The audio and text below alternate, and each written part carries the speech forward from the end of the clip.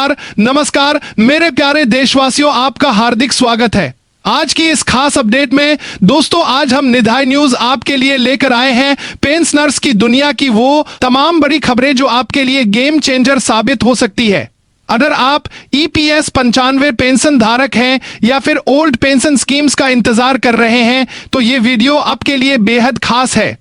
आज के इस वीडियो में हम 3 धमाकेदार खबरों पर बात करेंगे। पहली खबर EPS 95 न्यूनतम पेंशन में होने वाली उस भारी बढ़ोतरी की जिसकी चर्चा हर पिटावा से आ रही, उस बड़ी अपडेट की जहां पेंशनर्स ने सांसद को बुलावा भेजा है। और तीसरी सबसे बड़ी खबर ओल्ड पेंशन योजना नॉलेज के दोबारा शुरू होने को लेकर जो कोर्ट का बड़ा फैसला आया है उसके बारे में।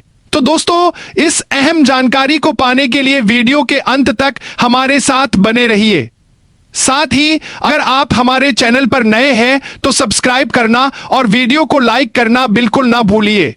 चलिए बिना किसी देरी के शुरू करते हैं और सबसे पहले जानते हैं उस बड़ी खबर के बारे में जिसने लाखों बुजुर्गों की आंखों में उम्मीदें जगा दी है। खंड 1 EPS 95 न्यूनतम पेंशन में भारी बढ़ोतरी, वह सपना जो हो सकता है पूरा। तो दोस्तों, साल 2026 की शुरुआत उन लाखों परिवारों के लिए नई उम्मीदें लेकर आई है जो EPFO यानी कर्मचारी भविष्य निधि संगठन से पेंशन प्राप्त करते हैं। आप सभी जानते हैं कि कई वर्षों से पेंशन धारकों की एक मांग लगातार उठ रही थी और वो मांग थी न्यूनतम पेंशन की राशि में बढ़ोतरी की। अब जो खबरें सामने आ रही है उनके मुताबिक सरकार ने इस मांग पर बड़ी गंभीरता से विचार करना शुरू कर दिया है। यानी दोस्तों, आपको सिर्फ 1000 रुपए की पेंशन पर गुजर बसर नहीं करना पड़ेगा। आप सोचिए, एक बुजुर्ग व्यक्ति के लिए 1000 रुपए में महीने का खर्च चलाना कितना मुश्किल होता है। आज के समय में बढ़ती महंगाई के बीच जरूरी दवाइयां खरीदना, राशन का सामान लाना और दूसरे छोटे मोटे खर्चे करना लगभग नामुमकिन है। यही वजह है कि पेंशन धारकों की मांग लगातार जोर पकड़ रही थी।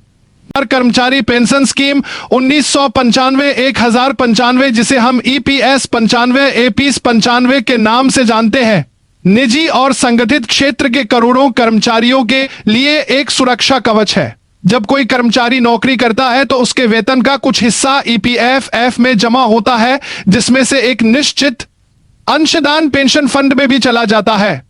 रिटायरमेंट के बाद यही पैसा आपको हर महीने पेंशन के रूप में वापस मिलता है। फिलहाल यह न्यूनतम पेंशन राशि 1000 रुपए प्रति माह है जो साल 2014 में तय की गई थी।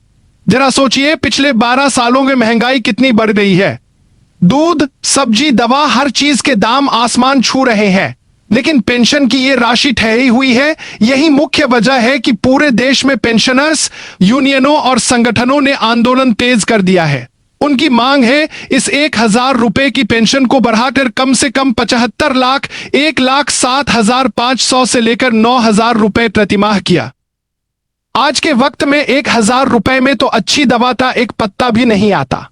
इकोनॉमिक एक्सपर्ट्स की माने तो किसी भी बुजुर्ग व्यक्ति को सम्मानजनक जिंदगी जीने के लिए कम से कम 700 रुपए महीने की दरकार होती है। हालांकि अब तक सरकार की तरफ से कोई ऑफिशियल ऐलान नहीं हुआ है, लेकिन सूत्रों की माने तो सरकारी स्तर पर इस पर तेजी से काम चल रहा है। उम्मीद की जा रही है कि जल्द ही कोई बड़ा फैसला सामने आ सकता है। अगर ये बढ़ोतरी होती है तो इससे लाखों परिवारों की आर्थिक तकलीफें काफी हद तक कम हराहे होंगी। एक बुजुर्ग दंपत्ति के लिए ये बढ़ोतरी किसी वरदान से कम नहीं होगी। वेतन सीमा में बदलाव का गणित, सैलरी सीलिंग अपडेट। दोस्तों, पेंशन बढ़ोतरी के साथ साथ एक और बड़ी चर्चा जोरों पर है और वो है वेतन सीमा वेज सीलिंग में बदलाव की। अभी तक EPFO की वेतन सीमा 15,000 रुपए 15,000 प्रति माह है। यानी अगर किसी की सैलरी इससे ज्यादा भी है तो पेंशन फंड में योगदान सिर्फ 15,000 तक ही होता है। अब अगर सरकार इस सीमा को बढ़ाकर 21,000 रुपए, 20,000 रुपए या 25,000 रुपए, 2,50,000 रुपए कर देती है तो कर्मचारी को रिटायरमेंट के बाद और भी ज्यादा पेंशन मिलने की संभावना बन जाएगी। और ज्यादा योगदान उतनी ही ज्यादा पेंशन। यह फैसला खासकर युवा पीढ़ी और मौजूदा समय में नौकरी कर रहे कर्मचारियों के लिए एक लॉन्ग टर्म इन्वेस्टमेंट साबित होगा। इससे सामाजिक सुरक्षा, सोशल सिक्योरिटी की तस्वीर भी काफी हद तक मजबूत होगी और लोगों का भरोसा भी बढ़ेगा किन लोगों को मिलेगा सबसे ज्यादा फायदा।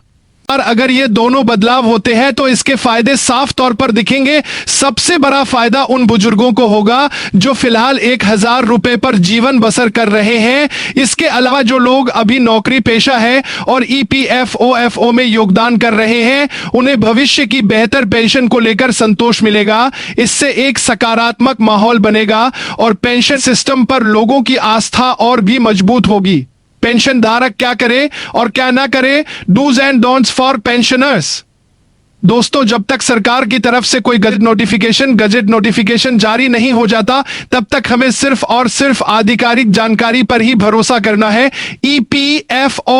EPFO की ऑफिशियल वेबसाइट एमफार इन पर नजर बनाए रखिए। अपने बैंक अकाउंट, आधार नंबर और KYC डिटेल्स हमेशा अपडेट रखिए ताकि कोई भी नई सुविधा मिलने पर आपको कोई परेशानी ना हो। और सबसे जरूरी बात, सोशल मीडिया पर इन दिनों कई तरह की लिस्ट और फर्जी खबरें वायरल हो रही हैं। किसी भी तरह की अपुष्ट सूचना पर भरोसा मत कीजिए। किसी अनजान व्यक्ति के साथ अपना PAN account number, bank detail या OTP बिल्कुल साझा ना करें। यह साइबर फ्रॉड का एक बड़ा जरिया हो सकता है। संक्षेप में कहे तो